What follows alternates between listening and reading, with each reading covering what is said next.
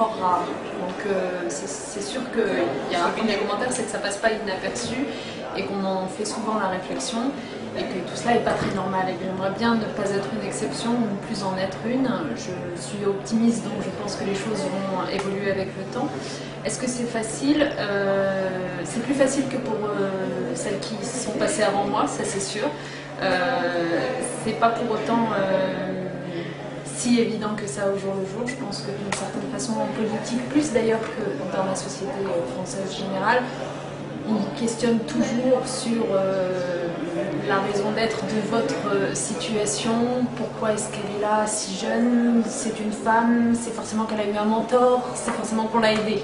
Voilà. Et donc vous êtes toujours sommé de vous relégitimer et de prouver 3 fois plus, c'est ça qui est toujours un peu pénible. C'est pas un sujet simple, c'est difficile d'être totalement pour ou totalement contre, de la même façon d'ailleurs à propos de la loi sur la parité en politique, il y a quelques années quand c'était en débat, j'étais moi-même mitigée et en tout état de cause, j'estimais que si on devait l'instaurer dans la loi, il fallait que ce soit temporaire, c'est-à-dire que ça vaille pour forcer un petit peu la société pendant quelques années, mais en espérant qu'ensuite la société prenne le pli toute seule, spontanément, et que la parité puisse exister dans les faits. Parce que je trouve que finalement le système des quotas a toujours sa part d'ombre, son côté négatif, et c'est la même crainte que j'ai à propos de cette proposition de loi de Jean-François Copé.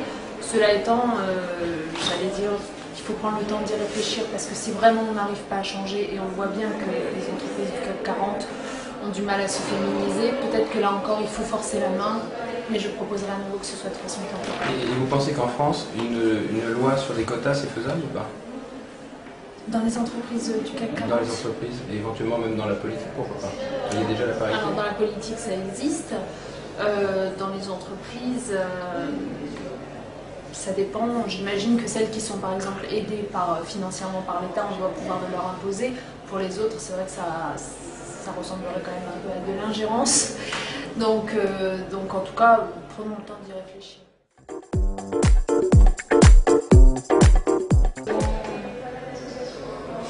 Ce que je crois, c'est que les partis politiques sont d'une certaine façon arrivés à bout de souffle sur certaines de leurs missions. Pas sur toutes, mais sur certaines. En particulier sur leur capacité à organiser le débat et à faire en sorte que le maximum de Français puissent y prendre part et s'y intéresser. On voit bien, je le constate tous les jours au Parti Socialiste, quand on essaye de lancer un débat, quel que soit son intérêt, les Français sont un peu méfiants, ils ont peur que derrière se cachent des polémiques idéologiques, de la politique politicienne, et du coup, ils y prennent moyennement part. Alors que quand le débat est lancé par des associations, par des think tanks, c'est pour ça que vous voyez foisonner les think tanks aujourd'hui, eh bien les Français sont avides de s'exprimer au contraire, et ils le font. Et donc je crois que petit à petit, quand je dis que les partis politiques arrivent à bout de souffle, c'est qu'ils vont peut-être devoir se réinterroger sur leurs fonctions essentielles, et peut-être que leurs fonctions essentielles, c'est des fonctions d'organisation, de mobilisation, d'organisation d'élections en particulier, mais que le débat doit être porté à un autre niveau de la société, parce que pour que le débat y ait, il faut vraiment que les Français s'y intéressent.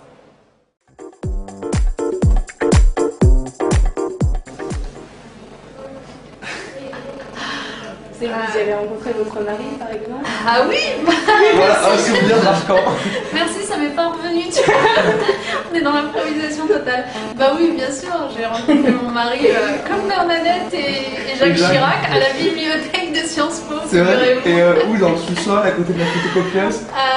Non, c'était, alors je sais plus comment elle s'appelle cette bibliothèque, mais c'était, vous voyez, dans l'escalier qui descend de la bibliothèque. Enfin bon, je peux vous raconter ça, ça va se retrouver dans les journaux People.